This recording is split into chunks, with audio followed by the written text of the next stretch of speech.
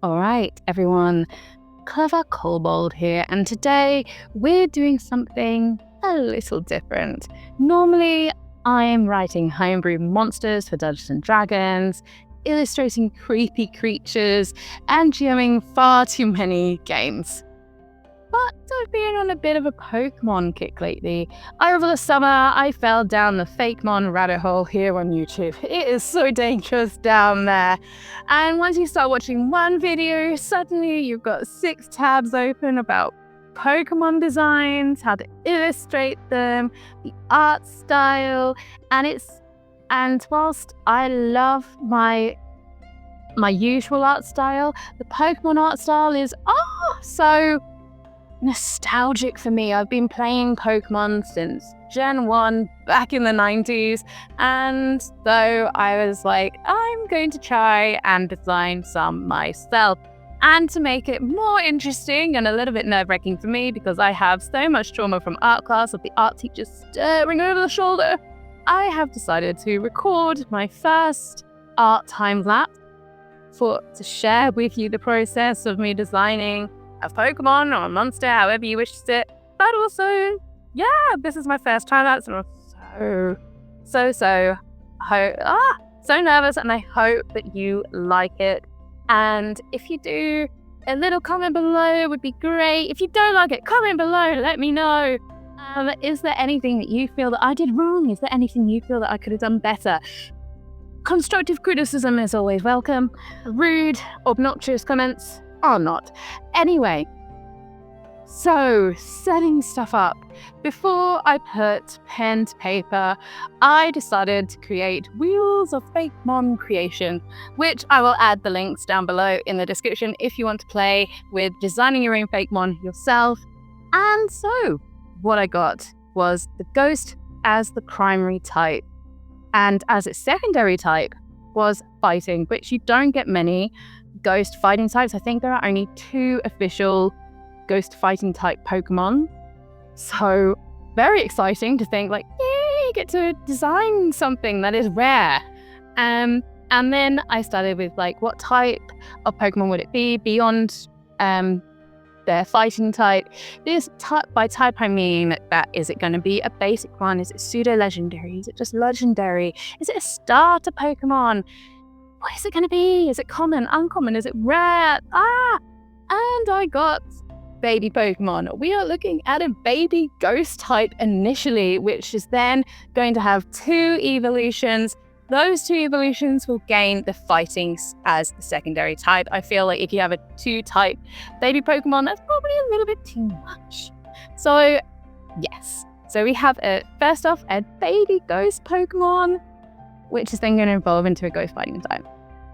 It has then got to be inspired by an object, which has to be habitat driven, have a signature prop, and we have to keep the color palette mostly monochrome. So, okay, the best thing to do here is to just roll for the habitat. So we spun another wheel of the habitat, and I got industrial building sites. So this is like instantly the vibe is abandoned scaffolding, dust, forgotten tools. Maybe there's like a spooky story that is whispered by the construction workers there when they're working late at night. And I was just like, okay, let's just get started. So first up, we have the baby Pokemon. I started designing. I wanted something small and timid and cute. Think like Togepi, but with a ghostly twist. Since we're in construction sites, I thought about all the cement bags and burlap sacks that could be left lying about. And that became the idea for the body shape, is a little abandoned bag brought to life. And then I thought, what's a cute way to tie in the industrial vibe? A traffic cone. A tiny traffic cone, which this baby ghost Pokemon will drag around like it's its comfort toy.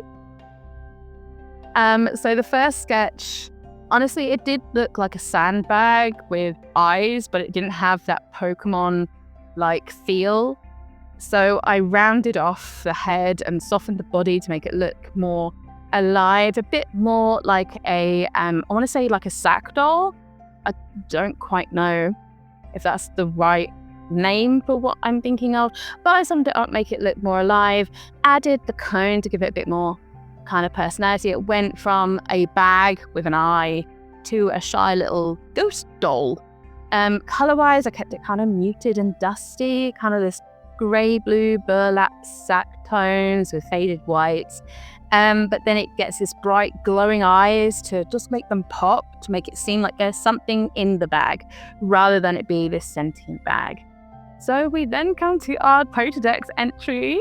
So we have got the wonderful Eyspar, which comes from eye and sparring.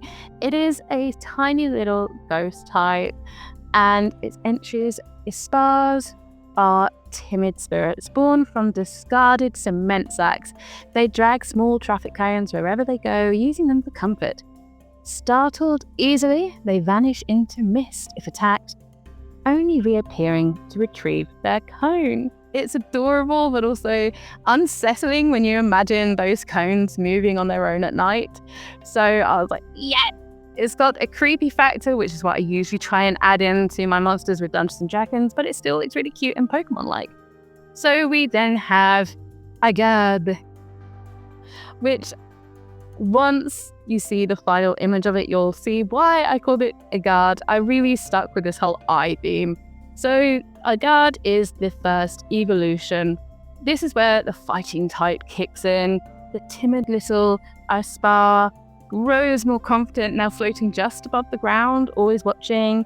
The traffic cone has still attached to the hand, but has evolved into like this small dagger, like sword, which it wields like a sentinel protecting its home. Lore-wise, you often see the Eyspar and Eygarde in pairs around abandoned site. So if the Eyspar hides, the Eygarde is the one standing guard. So back to the Pokédex. We have got the Sentinel Pokemon. Eygarde dedicates themselves to guarding vulnerable Eyspar. They drift silently through construction sites, hovering just above the ground. Their traffic cone has evolved into a dagger, which they wield with surprising finesse. Though calm at rest, they become fiercely aggressive if an Eyspar is threatened. I really liked designing this stage. It's still very basic. I kind of figured it would be something similar to what you'd see as a starter Pokemon, as it's an evolution from the baby form.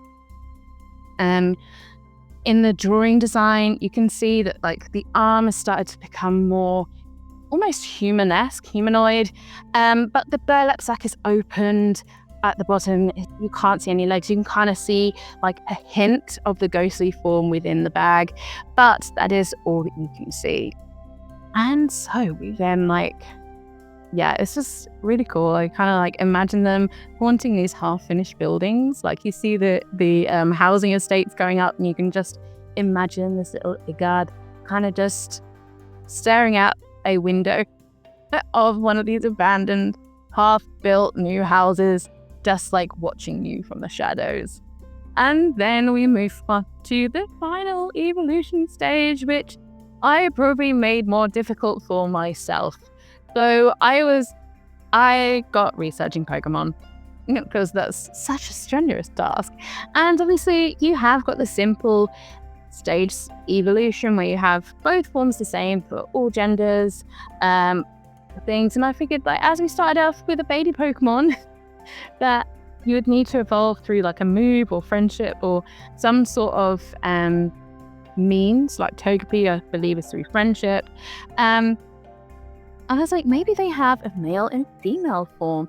So yes, the final form, we have male and female forms.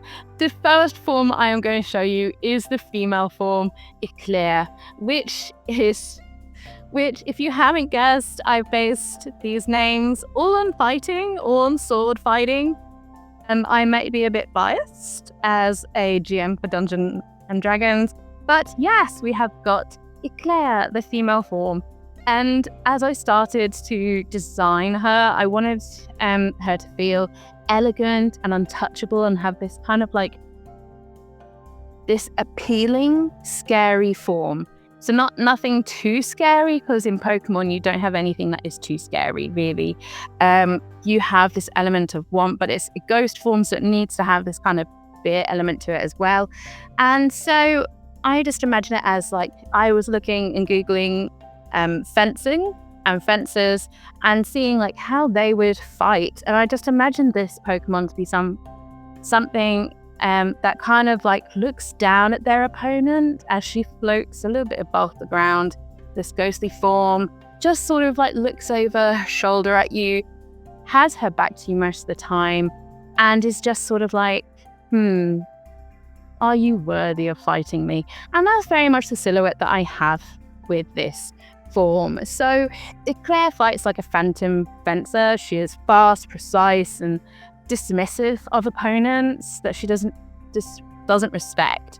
To get that across, she's got her back turned to you. She's looking over her shoulder. Her sword is still out. It's down to her side, poking down, and the burlap sack is now just this shroud. Whilst it covers her upper half, you can see the ghostly smoky form below, as the body has grown too strong to be contained in this sack. It's spilling out where you would normally see legs on a person, and becomes more of like this mist to kind of base her movements, a bit like on Ghastly. So she looks more like she's gliding more than walking, this kind of ghostly glide. And we move to the Pokedex.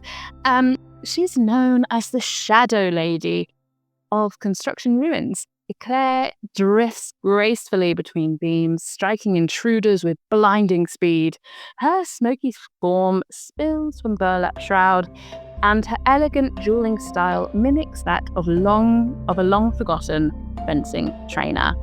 And she is graceful and fast and terrifying if you cross her. These final forms, initially when I was thinking of feminine and masculine form, I was like, ghost-wise, do you have male and female ghosts? And you do. But I was thinking, like, what if there was a new dynamic where the Pokemon, basically, it had a humanoid shape because it was mimicking trainers that were going around. And initially, that was my idea, that the Pokemon would evolve to male and female based on the trainer's gender. And then I scrapped that and I just went with the traditional, if it's a female Pokemon, it'll have this, and a masculine Pokemon, it'll have this.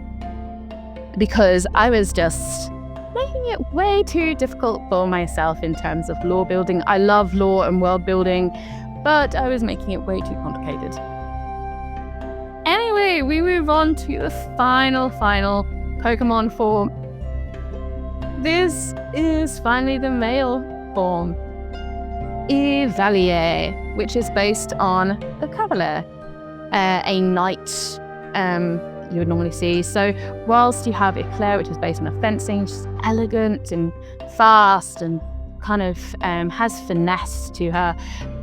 The male form is more about power and presence. Think like a phantom knight. The traffic cone has evolved into like this huge great sword, and it's fused to a ghostly arm that has burst straight out of the burlap sack, as well as the lower half of the ghost has burst out at the bottom. So it seems like whilst she is more finesse and elegant, he is kind of more of this brute strength has burst from the burlap sack.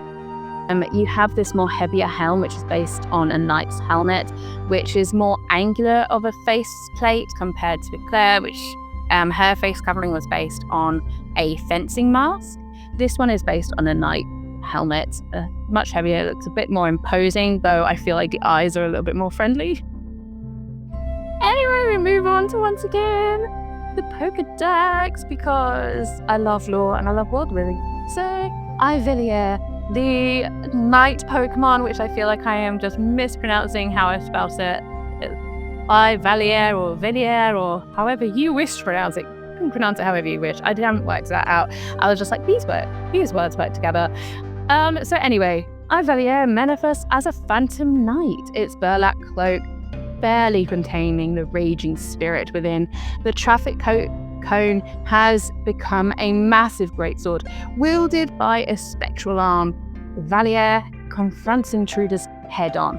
cleaving through barriers and debris alike. Witnesses claim to hear a clash of swords echoing long after it vanishes. So whilst Eclair has Fencer's grace, Eyvalier has a knight's raw strength. Then we come to how they look as the evolutionary path. So I absolutely love designing this Pokemon. I love how naturally the line kind of comes together from this timid little ghosty dragging around its comfort trapping cone to becoming elegant duelist and phantom knight. Still you holding on to that traffic cone, but it's become its weapon. It's no longer there as a source of comfort. It is its weapon. And so there you have it. My first full Fakemon evolution. Eyspar, Eygarde, Eclair, and Eyvalier. And I had so much fun designing these, and honestly, I think I'm hooked. I'm already spinning ideas for the next line. So if you've got Fakemon themes, types, or concepts you'd love to see me tackle, or you want to see me tackle some Dungeons and Dragons monsters and companions and things and designing them, and you want to see how the process of making them, maybe with D&D stat blocks as well, which I'm more than happy to show you how I work that out. Drop them down in the comments, and if you have enjoyed this video, don't forget to give it a like and subscribe if you haven't already, and ring that bell so you don't miss the next one. Anyway, I shall see you soon, Kobold.